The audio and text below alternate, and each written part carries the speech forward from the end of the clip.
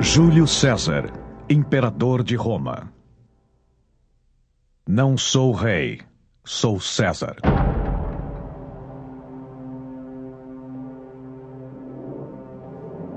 Por mais de 2000 anos, o nome César tem sido um sinônimo de poder e grandeza. Reis e imperadores, invejosos de suas conquistas, adotaram sua imagem, batizando a si mesmos de César, Kaiser ou Czar.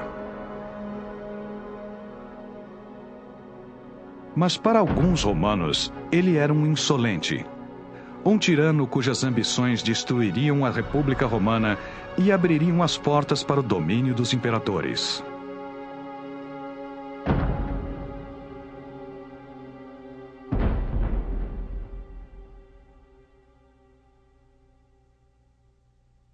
Não saber sobre o que aconteceu antes de teu nascimento é permanecer criança para sempre. Cícero.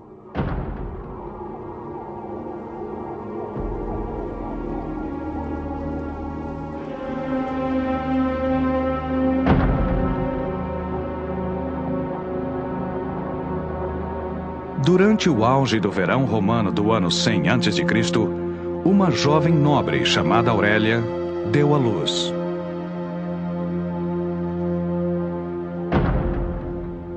Era sua primeira criança, um menino.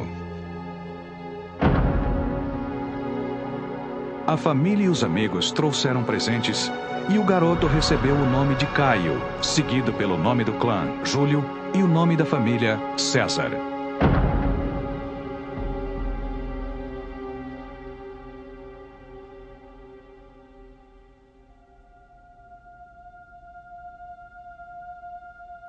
Como uma criança nobre, cresceu rodeado de riquezas. Sob os olhos cuidadosos do pai, fingia ser um grande general enquanto conduzia uma carroça puxada por uma cabra.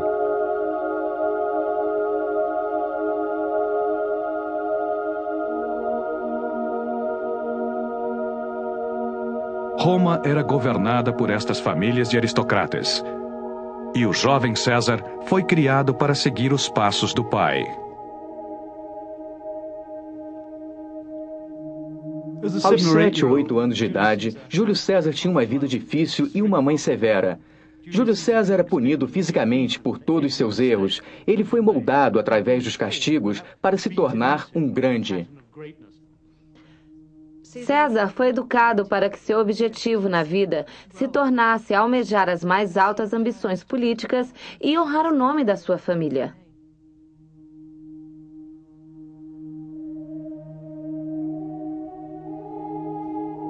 Esta educação privilegiada deu a César um sentido de orgulho pelo passado romano. Sua lendária fundação no leito do rio Tibre em 753 a.C., os reis que foram derrubados para criar a República, as cidades italianas que foram conquistadas uma a uma, e como nos 2 séculos antes do nascimento de César, os exércitos romanos conquistaram o norte da África, a Grécia, o sul da Gália e a Espanha.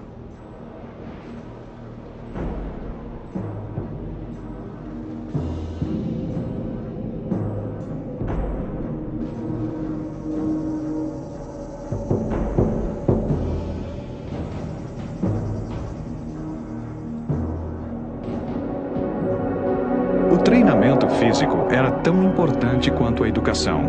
Após as lições, Caio e seus amigos partiam rumo ao campo aberto, fora da cidade.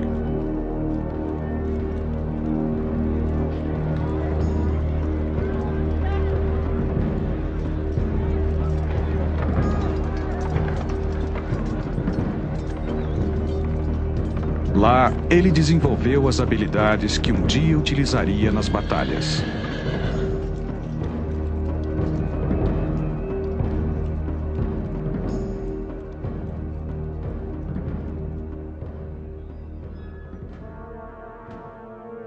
Aos 15 anos de idade, César começou sua vida política. Vestindo a toga, a distinta vestimenta do cidadão romano, acompanhava seu pai ao Fórum, o coração de Roma e do Império.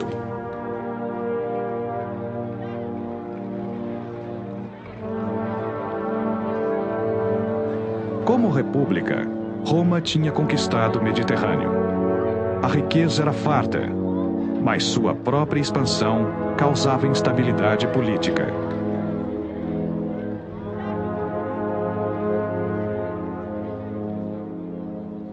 Roma possuía um sistema aristocrático, no qual seus membros competiam uns contra os outros por cargos políticos eleitos pelo voto público. Competindo uns com os outros, e eleitores voláteis levaram a várias intervenções do exército no final do último século a.C., com o objetivo de resolver as diferenças de opiniões políticas. O resultado disso foram as guerras civis entre os diferentes grupos políticos. O pai de César era senador, um dos oficiais que dominava Roma. Mas por trás das portas do Senado, sua carreira fracassava. César pertencia a uma família da mais alta sociedade, mas que parecia ter perdido um pouco do seu prestígio. Apesar de pertencer à elite da sociedade política, César estava sempre precisando de dinheiro. Isso deve ter sido parte da sua motivação quando, mais adiante em sua carreira, restaurou o nome da família e se posicionou no centro de tudo. César pertencia a uma família que almejava o poder, mas ao mesmo tempo vivia numa época de guerras civis. Eu acredito que o fato de César ter crescido neste contexto foi de uma importância fundamental. Sua família não estava bem. Portanto, ele deve ter sentido uma combinação de grandes expectativas de sucesso com uma terrível frustração.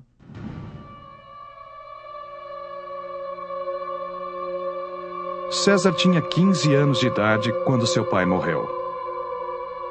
E ele se tornou o chefe da família. O pai de César morreu quando ele ainda era relativamente novo, e isso deixou César sozinho. Ele teve que trabalhar muito duro para continuar desenvolvendo sua carreira política, e tenho certeza que isso aumentou ainda mais sua ambição. Aos 16 anos, César se casou com a filha de uma família de grande poder político. Mas antes que pudesse se aproveitar das novas relações, Roma entrou em guerra civil mais uma vez. Era uma época de perigo. As riquezas de César foram confiscadas e sua vida ficou ameaçada pelo grupo que havia tomado o poder. César fugiu de Roma e se tornou um oficial do exército. Ganhava tempo com a certeza de que voltaria.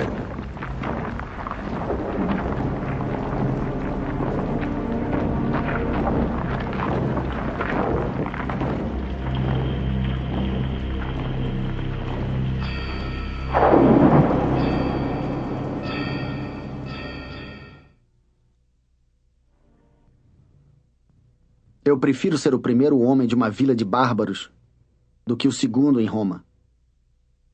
César.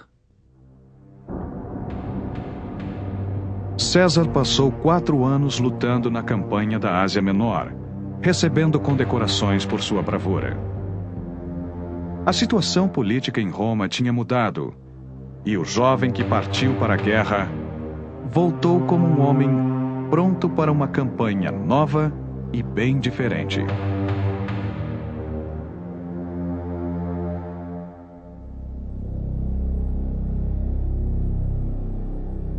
Ele prestava muita atenção à sua aparência pessoal.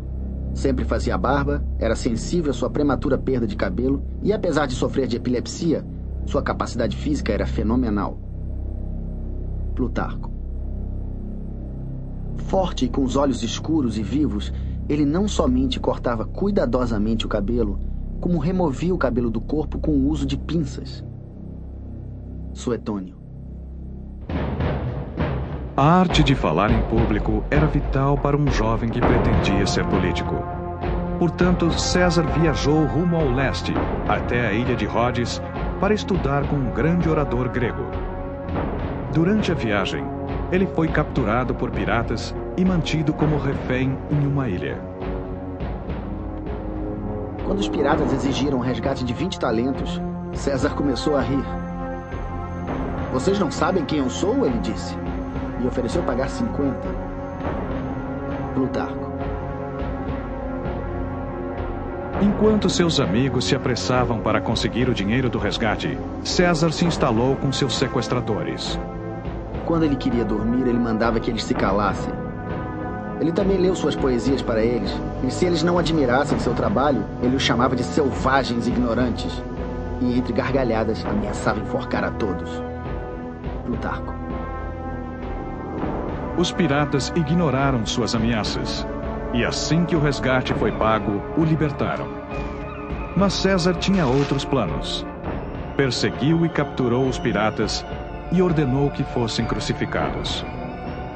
Como os admirava, acelerou suas mortes, cortando-lhes as gargantas.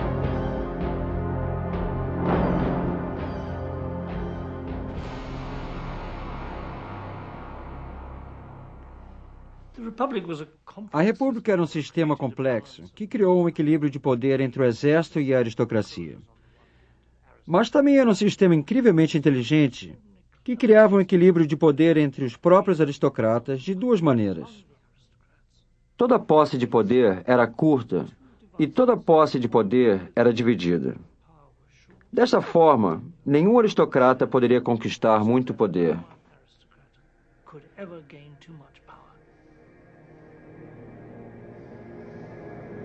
Todos os anos, 2 senadores eram eleitos para governar Roma juntos como cônsules.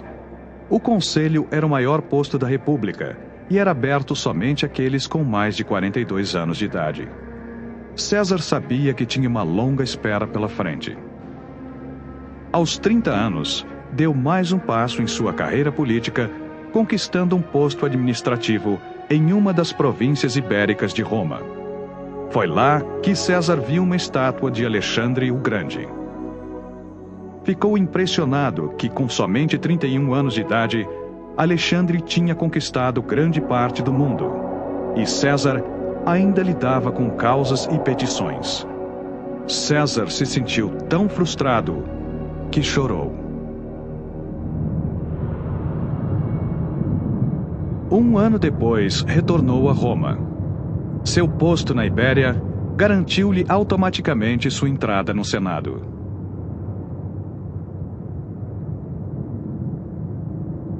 Como senador, podia orgulhosamente ter uma faixa de cor púrpura, extraída de caracóis marinhos, em sua túnica. Púrpura era a mais cara e a mais desejada das cores. A morte de sua primeira mulher permitiu que se casasse novamente. Sua nova esposa, Pompeia, lhe trouxe uma nova aliança com parte do Senado e uma grande fortuna, essencial para aqueles com ambição.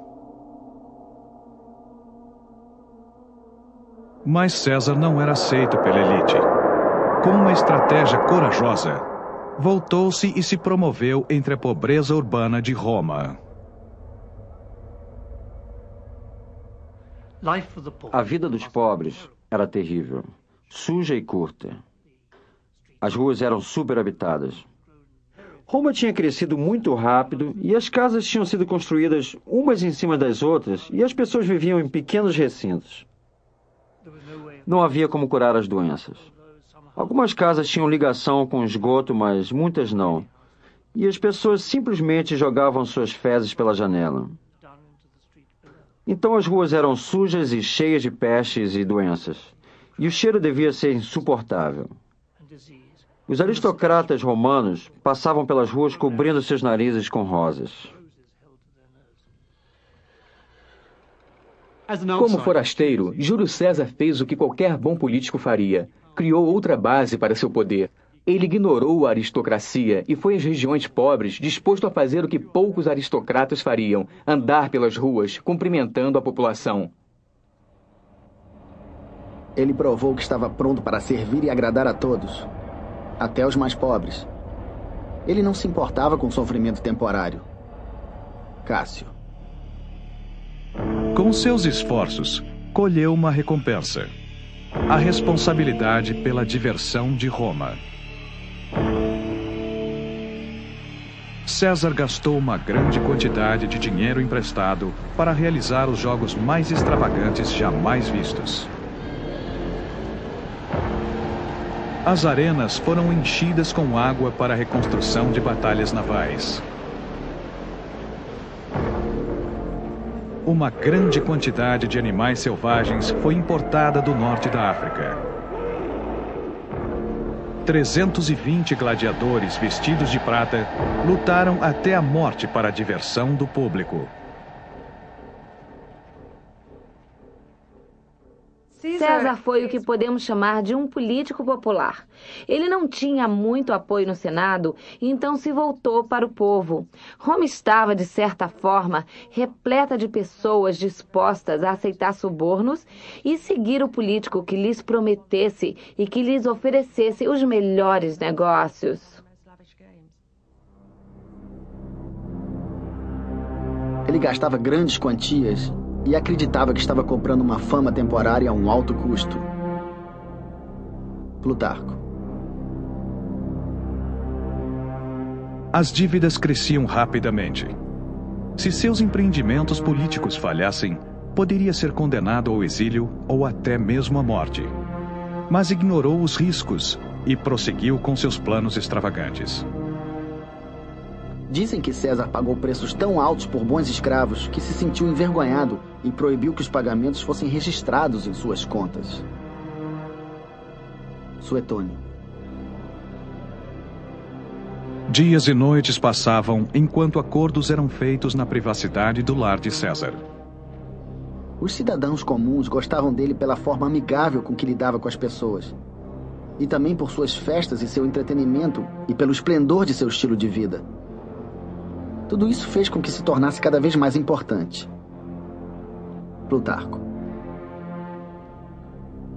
Homens de todas as classes sucumbiam ao seu charme. E suas mulheres também. Todos concordavam que ele adorava o prazer. Gastava dinheiro demais para satisfazer suas paixões e seduzia muitas mulheres de qualidade. Suetônio. De noite, Júlio César era um cidadão da sociedade romana, graças a seus sensacionais jantares e à conquista de mulheres. De dia, ele era outro tipo de homem. Era forte, um mafioso.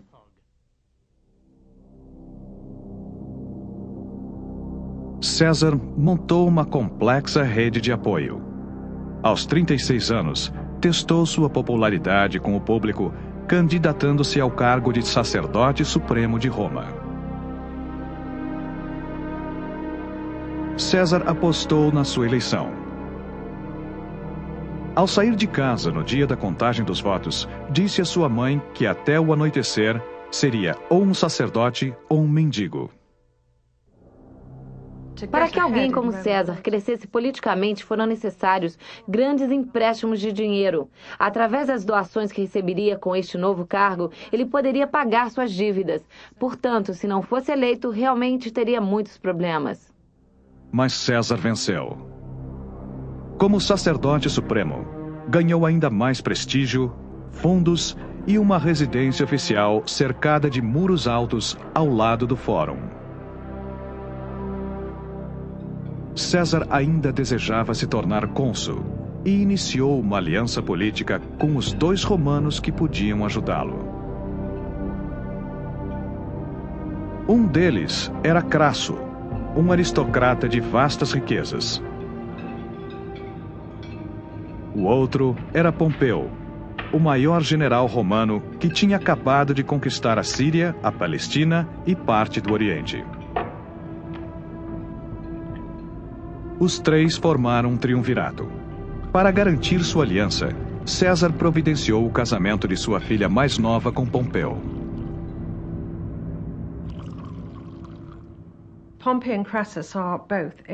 Pompeu e Crasso eram ambos extremamente ricos e poderosos. Crasso era simplesmente rico. Mas Pompeu acabara de retornar do Oriente. Ele era uma figura central da elite romana e, a esta altura, provavelmente a pessoa mais importante de Roma. Eles precisavam de César, porque César era perigoso. Em 59 a.C., a riqueza de Crasso e os soldados de Pompeu possibilitaram que César se tornasse cônsul. O novo cônsul se negava a dividir o poder. Imediatamente, começou a intimidar seu co-cônsul. Ordenou-lhe que atirassem estrume, que o atacassem e que o forçassem a ficar em casa. O Senado estava horrorizado e César ignorou todas as leis precedentes, introduzindo novas. Havia boatos de que ele havia substituído algumas das barras de ouro do tesouro por cópias de bronze. Os que se opunham a ele enfrentavam a reação violenta daqueles que o apoiavam. O senador Cícero definiu o medo da aristocracia. A monstruosidade da natureza de César se esconde por trás de sua aparência amigável. Ninguém sabe o que fazer. Se resistirmos, provavelmente haverá sangue. Quando César se tornou cônsul, ele deixou de lado todo e qualquer tipo de tradição e formalidade ao lidar com seus colegas políticos. Os senadores acharam isso inconcebível e César se tornou violento. Ele tinha soldados andando pelas ruas de Roma e batendo nas pessoas como se a lei não existisse. Roma parecia estar perdida. Era o início de uma era de caos e desespero. A política era um empreendimento competitivo e violento, no qual as chances de falir ou de ser assassinado aumentavam pelo simples fato de você ser um político. César era competitivo. Ele era mais feroz e mais ambicioso que a maioria das pessoas de sua época. E ele venceu. Ele venceu esmagando a sua oposição. Ele venceu. Quando noto quão cuidadosamente ele penteia o cabelo e quando o assisto repartindo os fios com os dedos, não consigo imaginar que esse mesmo homem seja capaz de um crime tão grande quanto a destruição da República Romana. Cícero. O medo da destruição da República não era sem fundamentos.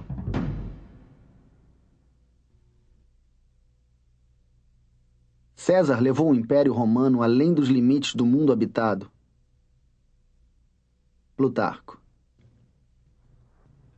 À medida que seu polêmico ano como cônsul chegava ao fim, César se preparava para dirigir o governo de uma grande província.